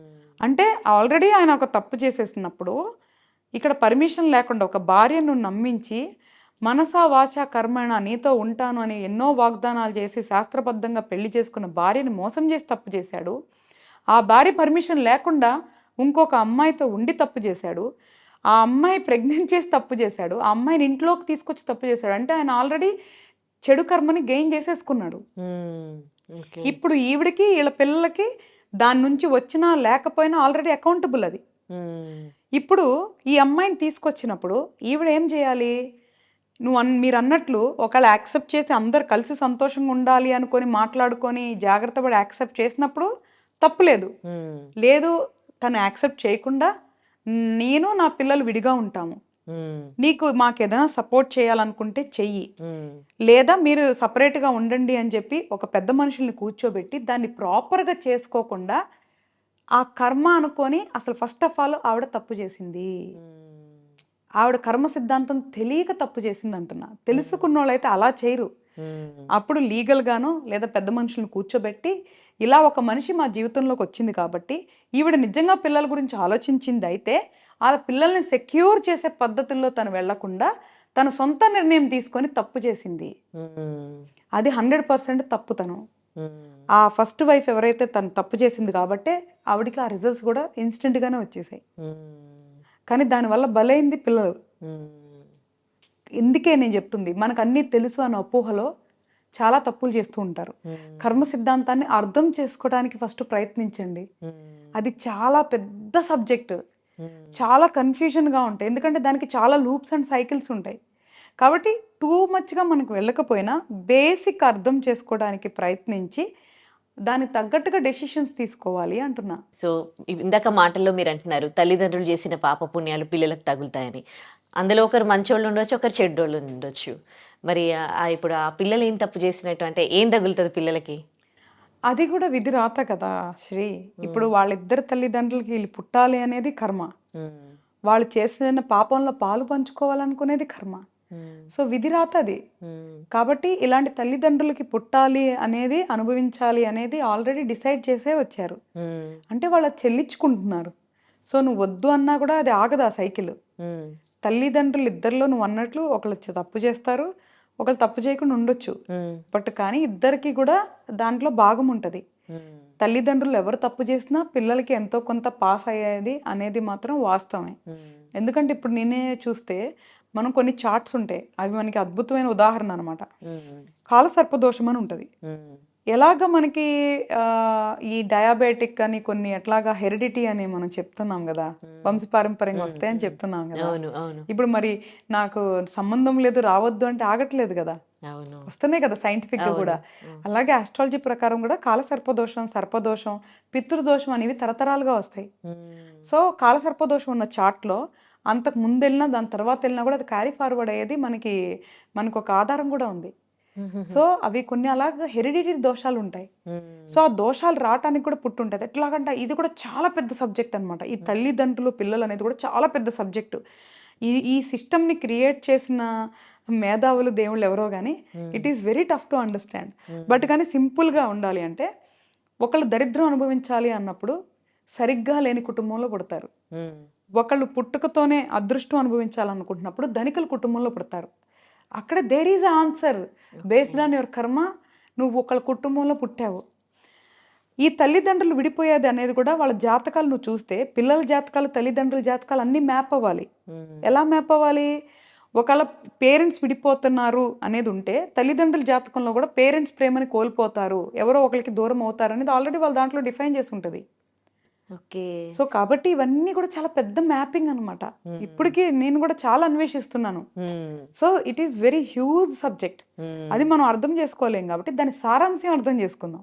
ఓకే ఒకటే సారాంశం, మనకి తెలిసి తప్పు చేయకూడదు, మనకి తెలిసి ఎవరిని మోసం చేయకూడదు, ఎవరిని బాధ పెట్టకూడదు, ఒకళ్ళ సొమ్ము తీసుకునే హక్కు మనకి లేదు, ఒకళ్ళని శారీరకంగా మానసికంగా బాధ పెట్టే హక్కు మనకి లేదు, మనల్ని మనం మాత్రమే జయించగలం.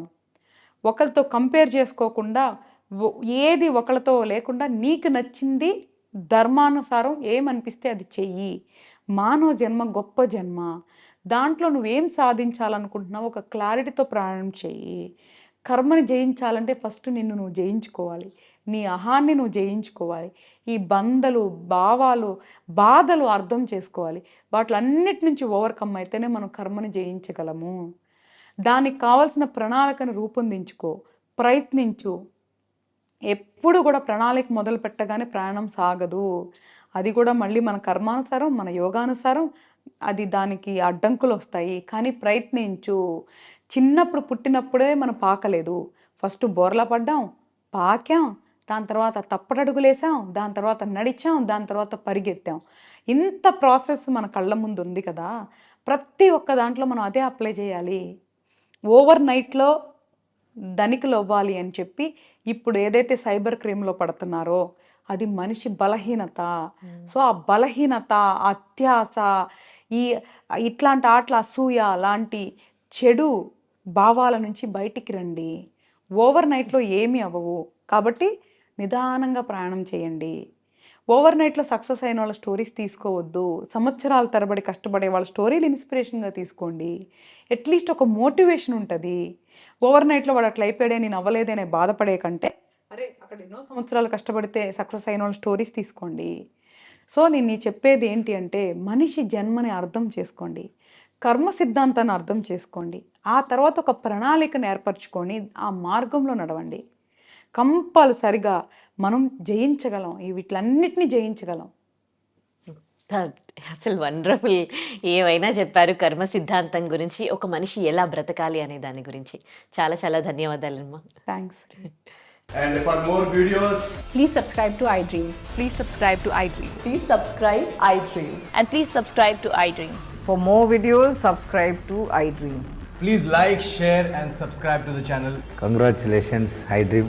Subscribe to iDream. Subscribe to iDream. So subscribe to iDream Media. iDream ki iDream team అందరికి huge congratulations. Please subscribe iDream Media. Please subscribe to iDream. Subscribe iDream. Please subscribe to iDream. iDream అంటే నా కళల channel subscribe చేసుకున్న నోరు తిరుగుతలేదు, మీరైతే గంట గుర్తు కొట్టండి. For more such videos, please subscribe to iDream. Subscribe to iDream. Please subscribe to iDream. Please subscribe iDream Media. Please do subscribe to iDream. Please subscribe to iDream Media. For best entertainment and information, please subscribe iDream. And don't forget to subscribe to iDream.